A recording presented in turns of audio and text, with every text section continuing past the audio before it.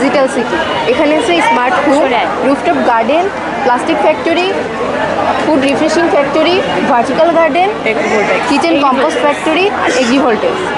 Smart home এটা হচ্ছে আমরা এমার্জেন্সিতে চলে গেলাম, তখন আমাদের দরজা জানালা যদি খোলা থাকে আমরা এটা আমাদের ফোনের মাধ্যমে কন্ট্রোল করতে পারবো, আমরা এটা খুলতে পারবো, বন্ধ করতে পারবো। আবার আমাদের এখানে সোলার ব্যবহার করা হয়েছে।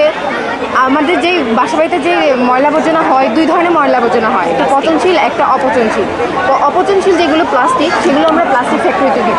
প্লাস্টিক ফ্যাক্টরিতে দিয়ে এখানে আমরা রিসাইকেল করে দীর্ঘস্থায়ী প্লাস্টিক তৈরি করতে পারবো, যেগুলো আমরা পরবর্তীতে আবার ব্যবহার করতে পারবো। আর যেগুলো পচনশীল দ্রব্য মানে শাকসবজি, ফলমূলের খোসা, সেগুলো আমরা কিচেন কম্পোস্ট ফ্যাক্টরিতে দিব। এখানে দিয়ে আমরা সার তৈরি করবো, জৈব সার। উৎপাদন করে আমরা ফসলে দেওয়ার মাধ্যমে ফসলের উৎপাদন বৃদ্ধি পাবে এবং ফসলের মাছ মনে পাবে। আমরা দেখতে পাচ্ছি যে সোলার প্যানেল আমরা ব্যবহার করি, এর মাধ্যমে মনে হচ্ছে যে ওখানে ছায়া পড়বে, বাট সূর্যের যে এখন অতিরিক্ত তাপমাত্রা, এই তাপমাত্রাতে ফসলের বৃদ্ধিতে ক্ষতি ঘটায়, ব্যাঘাত ঘটায়। এই সোলার প্যানেল ব্যবহারের মাধ্যমে ওই তাপমাত্রাকে শোষণ করে বিদ্যুৎ উৎপন্ন করা সহজ হবে।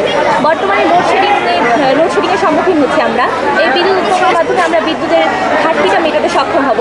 আবার এই যে ছায়া পড়বে, এই ফলে মানে কিছুটা ছায়া পড়বে এবং কিছুটা রোদ পড়বে। এই রোদের মাধ্যমে এরা সালোক সংরক্ষণ ঘটাতে পারবে ফসলে এবং ফসলের বৃদ্ধিও হবে।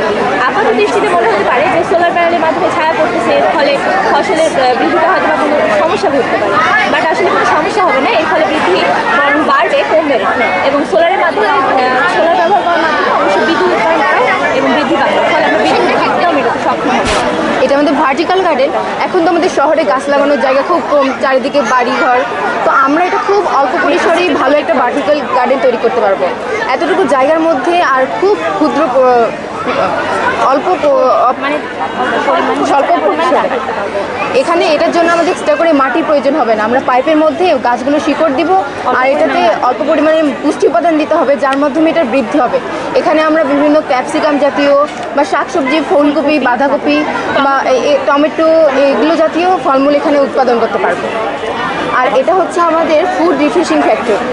আমাদের তো এখন শাকসবজি, ফলমূল সবই তো আমাদের কেমিক্যাল দেওয়া, তো এইখানে আমরা সেগুলো কেমিক্যাল মুক্ত করব, করে সেগুলো বাজারজাত করবো।